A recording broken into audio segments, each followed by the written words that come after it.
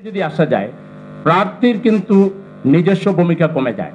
তখন তার গুন্ডা লাগে না এবং তাকে কালো টাকা ব্যয় করতে হয় না।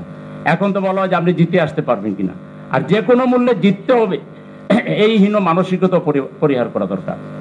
ওপেন ইলেকশন হবে, জনগণ যাকে সমর্থন দিবে সেই নির্বাচিত হয়ে আসতে হবে।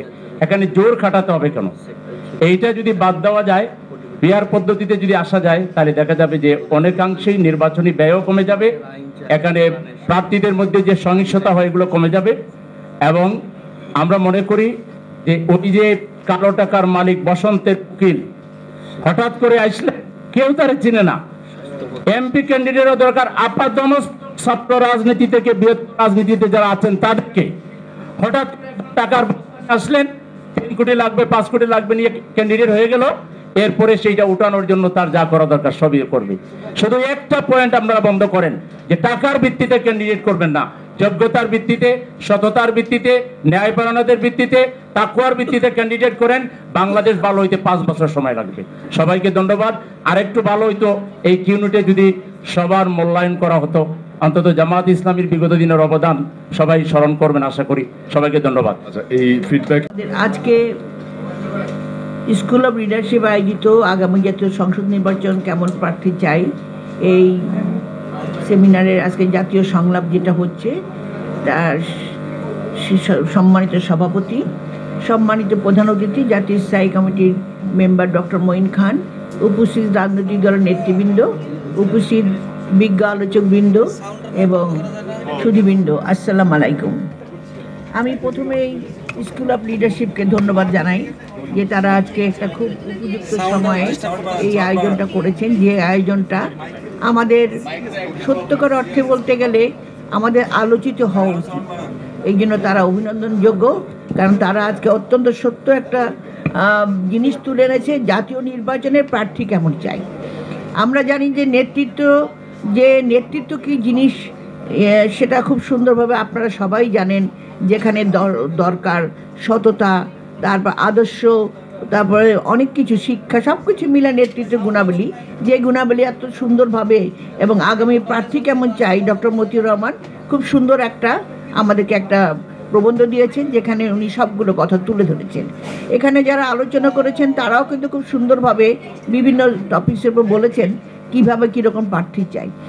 সত্যি কথা বলতে গেলে কি, রাজনীতির যে একটু আগে সাকিব সাহেব একটা কথা বলে গেলেন, কিছু কাঠামোগত পরিবর্তন এটা হওয়া দরকার, এটা অবশ্যই আমরা স্বীকার করি। তা নইলে আপনি চিন্তা করেন, আমরা দেখেছি আদর্শহীন নেতৃত্বের কারণে গত 15 বছর, আমি 17 বছর বলবো, আমরা কিভাবে একটা দুঃশাসনের মুখোমুখি হয়েছিলাম এবং একটা ফ্যাসিস্ট সরকার এদেশের ছাত্র জনতা থেকে শুরু করে রাজনৈতিক নেতৃবৃন্দ সকলের বুকে রক্ত তিনি কেড়ে নিয়েছেন এবং অনেক অনেক শহীদ হয়েছেন।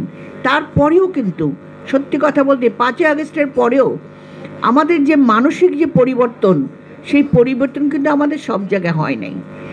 বিশেষ করে আপনারা একটা জিনিস মনে করবেন যে দীর্ঘদিনের যে কাঠামোগত যে প্রক্রিয়া চলে এসছে রাজনৈতিক দলের মধ্যে, সেটা পরিবর্তন করতে না পারলে আজকে আপনি শিক্ষিত মানুষরা হয়তো অনেক কিছু উপলব্ধ করে, গ্রামে গঞ্জেও আমি দেখেছি শিক্ষিত মানুষ হলেও তাদের মনের মধ্যে একটা জিনিস আছে, এতদিন আমরা কষ্ট করেছি, এখন কেন কষ্ট করব।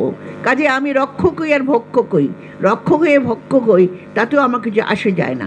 এই চিন্তাধারাটা পরিবর্তন করতে হবে। যে কারণে আপনারা হয়তো জানেন, আমাদের ভারপ্রাপ্ত চেয়ারম্যান যিনি জনাব তারেক রহমান সাহেব একটা 31 দফা দিয়েছেন, সেটা বিএনপি এবং যে সমস্ত রাজনৈতিক দল যুগপথভাবে আমাদের সঙ্গে আন্দোলন করে চলছেন, তারা আমরা সকলে মিলিত একটি পরিবর্তন দিয়েছেন, যে কাঠামোগত রাষ্ট্র কাঠামো পরিবর্তন, অর্থাৎ রাষ্ট্র কাঠামোর সঙ্গে সঙ্গে মানসিক যে পরিবর্তন বিভিন্ন সংস্কারের মধ্য দিয়ে আসবে, সেই পরিবর্তনের মধ্য দিয়ে কিন্তু আসবে আগামী দিনের বাংলাদেশ। সেই বাংলাদেশটা হয়তো আপনারা যেটা বলছেন যে এই মুহূর্তে আমরা যে নির্বাচন চাচ্ছি, কারণ নির্বাচন এখন দরকার, কারণ 17 বছরকে ভোট দিতে পারিনি আমরা ভুক্তভোগী এবং জনগণ ভোট দিতে পারিনি।